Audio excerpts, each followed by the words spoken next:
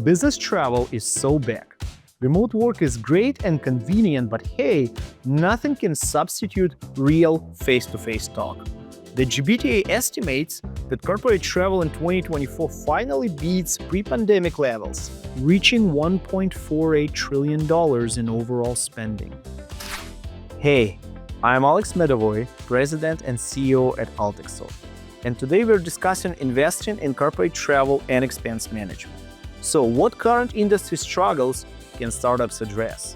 What should you look at when evaluating startups in this sector? Let's find out. Over the past few years, and in 2024 in particular, we've seen several major investment rounds into corporate travel startups. For example, TravelPerk raised $200 million, reaching $700 million in total funding, and is now worth $1.4 billion. Engine, another business travel platform, raised $140 million and is a $2.1 billion valuation. Ramp got $150 million with $7.65 billion, respectively. These are only 2024 figures. I can go on and on, mentioning Nevan, Spotnana, and a whole lot of other growing businesses in this sector that acquired funding in recent years. And as I mentioned in one of my previous videos, there's great potential in corporate travel. So what's going on? What industry problems are those startups trying to solve? There's a lot to unpack here. There are several key tasks with corporate travel management. First, how do you book travel within corporate policies? You have to book following budget guidelines, pick the right fares, consider loyalty programs, and follow many other rules. And if disruptions happen, how do you deal with the cancellations, changes, and rebookings? Second, how do you track expenses? Your sales rep flies to a conference, books a room, and eats there, takes Uber. How do you track these expenses, reimburse the employee, making sure they spend this money according to policies and for business purposes only? Corporations have been employing travel management companies to solve these challenges for decades. They act as regular travel agents, but with a travel and expense policy on top of it. Think Amex, CWT, BCD, all these names. If there are travel agents, there must also be online travel agencies or platforms for self-booking. In corporate travel, we call these OBTs, online booking tools. For example, Egencia, GetThere, TripSource fall into this category. Emburse and Concur are expense tracking platforms. They help collect and track expenses, reconcile them, and offer reimbursement. But today's picture has become increasingly complex.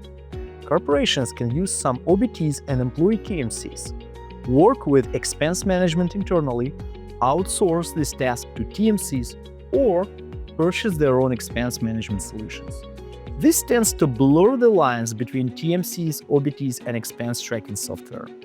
For example, TMCs offer their own OBTs, or expense tracking tools are now capable of booking, and so on. So the general trend here to unify agent functions, self-service booking, and expense tracking into a single platform. While existing players such as GDSs and TMCs put effort into unifying those workflows, there is where startups have also seen the opportunity as many challenges still remain. One of the main problems with the existing online booking tools and TMCs offers is the lack of inventory or fragmented inventory. Simply put, travelers can't book the flight or hotel they need for their trip. The flight may exist, but it isn't available via the travel manager's booking channels. There are many sources of this problem. Let's take OBTs. You have just so many integrations with GDS systems and other inventory providers. The same goes for TMC agents.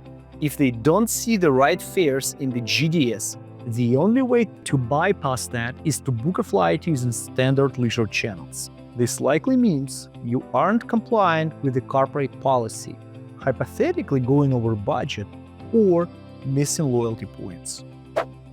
To add insult to injury, major airlines who traditionally service business travelers, such as American and United, strive to move the bulk of their fares to NDC or new distribution capability channels. We have a separate explainer on NDC. Watch it here. But what it basically means is that airlines are trying to modernize their retailing, moving away from GDSs and introducing the technology that gives them more control over the offers that they provide to travelers. Since most traditional TMCs and OBTs have used GDS-centric booking channels for years, not all of them have access to NDC fares, which further limits inventory. Sometimes the flights and hotels are there in the system, but products you can book outside your policy or platform have lower prices or better loyalty and reward points. Finally, OBTs and TMCs may operate only in specific geographic markets. My colleague Kirill told a story about one European soccer club that has no option but to hire several TMCs simultaneously to move the team around the world. Imagine the headache of sourcing expense data and managing travel policies with several service providers. You can watch his series on corporate travel management here. How do these problems manifest? According to Skift, only 16% of travel managers say that all their employees are completely compliant with corporate policies. The major reasons are lack of inventory, lack of the right deals with reward points, or simply price. So my first recommendation to fellow investors who are considering investing into travel and expense startups: check how rich their inventory is. While a business can expect to have GDS integrations, it should also have access to inventory from other aggregators and establish direct connections with major suppliers such as airlines, hotels, or car rentals. Don't neglect NDC. Today, about a quarter of all air bookings in the US and 1/3 in Europe are made via NDC channels.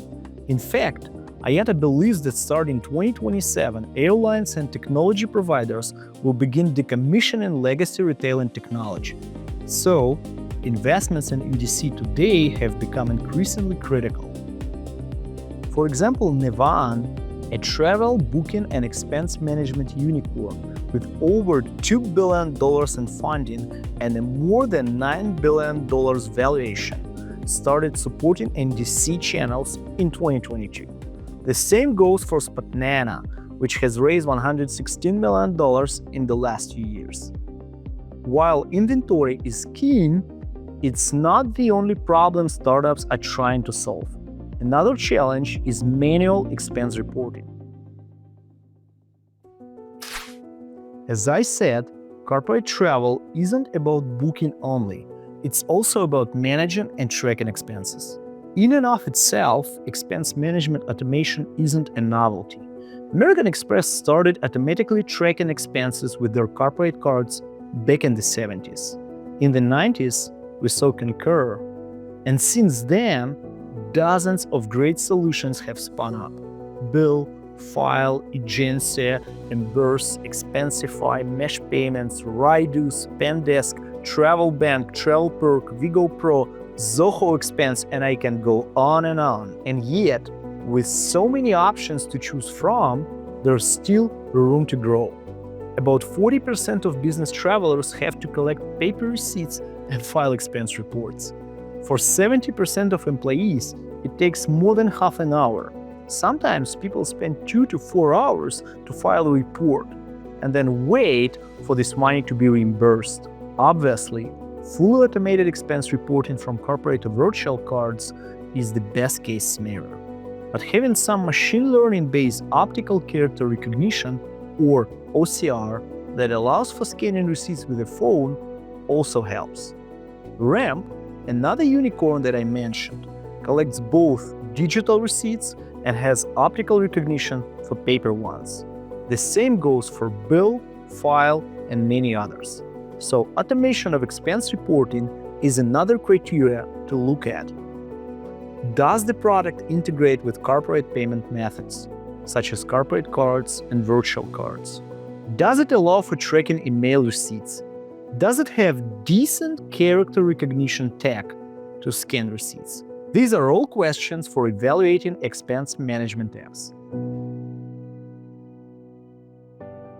Now that we have discussed common problems that startups are trying to address, let me highlight the main trend. As I mentioned at the beginning of this video, TMCs and OBTs are moving towards merging expense reporting and booking into a single all-in-one platform. The problem here is that the workflow of travel and finance managers is fragmented across multiple platforms. Consider the work of a travel manager who has to juggle between booking systems and checking employee expense reports to make sure that they all align with corporate policies and corporate travel profiles. Spoiler, they rarely do. About 77% of travel managers yearn for all-in-one solution. So larger players and late-stage funding startups are actively looking in this direction. How can we create a unified workflow where managers can configure policies? Travelers can book according to those policies, and the platform automatically approves expenses without manual checkouts. Add analytics and a back office to manage itineraries outside of a GDS, and you will have an all-in-one platform for corporate travel management. Such levels of functionality are still hard to achieve for regular TMCs. So you may expect all-in-one platforms with traditional market leaders such as Amex and DCD. Among startups, only unicorns like Navan and Travelperk have them. Some newcomers like RAM are also moving towards an all-in-one solution. It doesn't have booking functionality yet and relies on partnerships, but I think they will get there. Back in 2022, RAM, an expense management system, integrated travel-specific policy management tools. It automatically collects receipts and evaluates booking options against policies. Keep in mind that all-in-one systems are typically offered by startups and unicorns with late-stage funding, and they won't likely be offered by early-in-the-journey businesses. But what about early-stage investments? Well, as I mentioned earlier in this series, travel has shifted mainly to later-stage funding. Investors are hesitant to invest in ideas without repeatable and scalable business models. When it comes to corporate travel management, sustainability is an exception. For example, last year, Finch, an expense management platform, raised about $1 million in seed funding. While they're focused on the local commute and not on international travel, it helps better track CO2 emissions and reward employees who choose carbon-neutral travel. Another example is LO Index, which helps business travelers and TMCs choose sustainability-focused hotels. It raised $1.9 million in pre-seed funding in 2024. While everybody talks about agentic AI, we haven't seen tangible investments in corporate travel. And yet, it doesn't mean startups are not developing their agents in stealth mode, or there are no offers out there. Take Data Era, which explicitly targets travel with different types of AI agents, both concierge for travelers and back-office support for managers. All right, let's summarize the observations we have here. First and foremost, inventory remains the most pressing challenge in corporate travel management. So make sure to look at startups from this perspective, especially their NDC migration strategy. Second, how does expense management and reporting work? Does it automatically collect receipts from multiple sources? And does it support key payment methods? How much time must an employee spend submitting their expenses? Third, does the startup move towards merging booking and expense management into a single all-in-one platform? The final point I want to make is, does it provide seamless adoption? I haven't mentioned it before, but this one kind of underlines all the above. Travel and expense management isn't a nascent sector. It's saturated with different options for various niches and has a strong lineup of established businesses. This means that the addressable market is likely to use some of the tools already. Retraining travel managers and employees to use the new platform is the main barrier to adoption, followed by implementation costs. Okay, I'll end it here. Stick with this series to better understand the startup ecosystem in travel. If you want to learn more about corporate travel, check out this series. Like and subscribe. See you soon.